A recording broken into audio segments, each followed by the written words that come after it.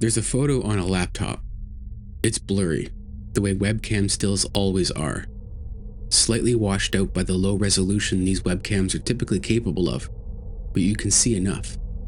You can see part of the desk, the chair, and the room, but off outside the door in the hallway, you see a man, just standing and staring. The girl who took that photo was hiding under her bed, listening to the footsteps come up the stairs that didn't belong to anyone who should have been in the house.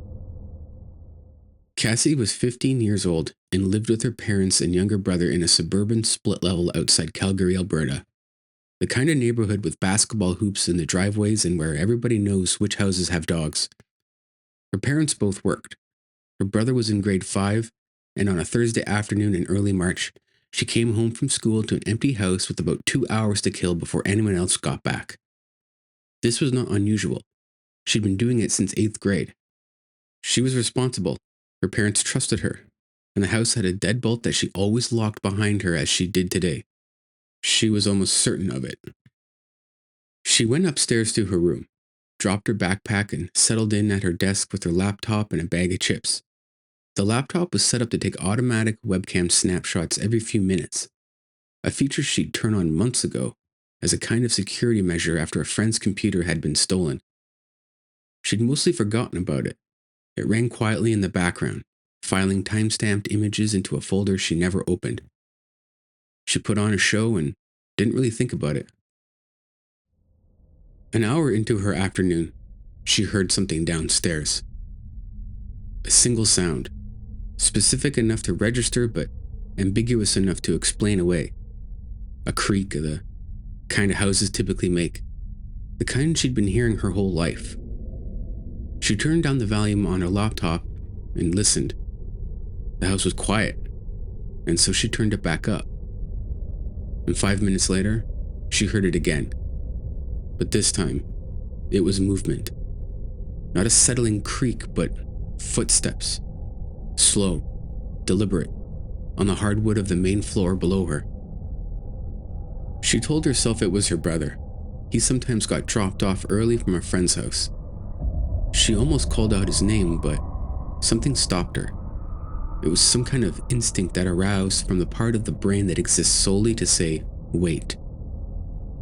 So she didn't call out. Instead, she got down from her chair, and she did something she'd later credit with keeping her safe. She slid as quietly as she could to the side of the bed, lowered herself to the floor, and pushed herself back against the wall underneath it. She could hear the footsteps moving through the kitchen, pause, and then continue. They came to the bottom of the stairs.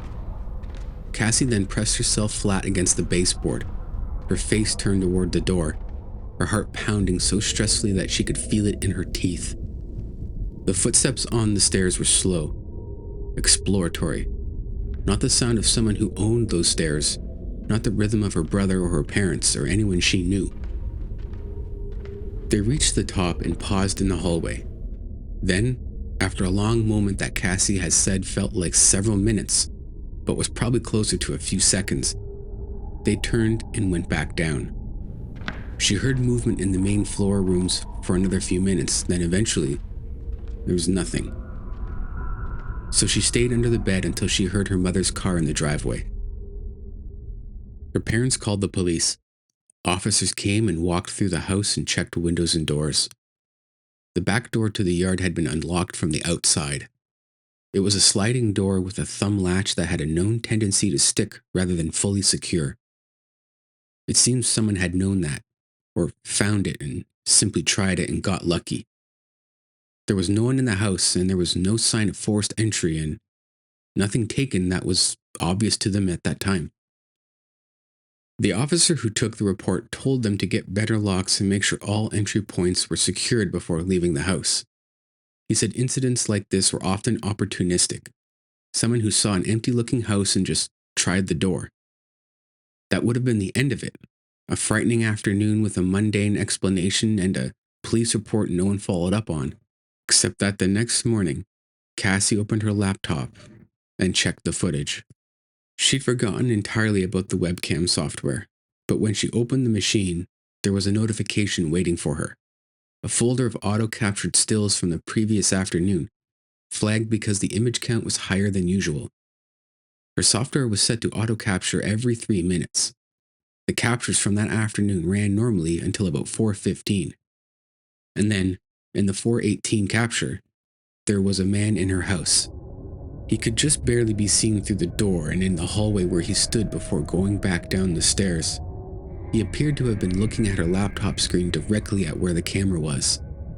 He was caught in that half second of startled attention, his face visible in posture mid-movement, just close enough that she could barely make out the expression on his face if she zoomed in on him. It's hard to tell for sure, but it seems like he knew he was being recorded.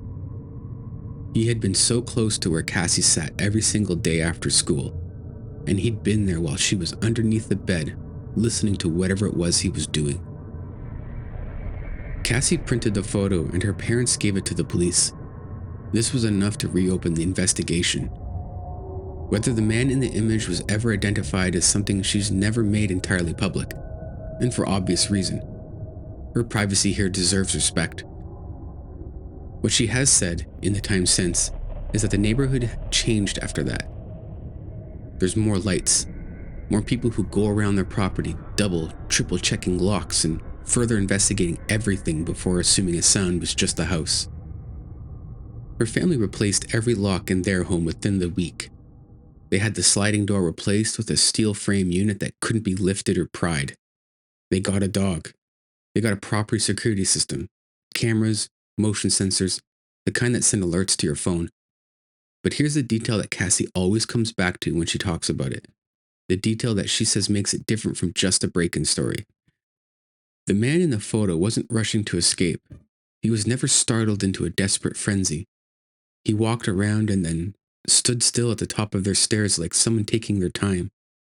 Like someone who felt, in that moment, had all the time in the world. Like someone who had been there before. The thing about most home security advice is that it focuses on what happens when something breaks in. The lock, the alarm, the camera. These are all reactive systems. They assume the breach happens and then the system responds. But the breach Cassie experienced didn't look like a break-in. Nothing was forced or taken. Nothing from the outside looked wrong. He just tried a door, and it opened, and he walked in. Most opportunistic intrusions work this way. Not smashed windows, just an unlocked door, an unlatched gate, a garage left open. The entry point isn't dramatic, but rather mundane. It's the everyday lapse that gets so familiar it stops feeling like a risk. So check your doors. Check them twice. Not because you're paranoid, but because paranoia is just a pattern recognition your nervous system has figured out before your brain caught up. And if you have cameras in your home, check the footage. You might be surprised by what's in it. Most of the time, it'll be nothing. Just you and your family in your home doing everyday things. Most of the time.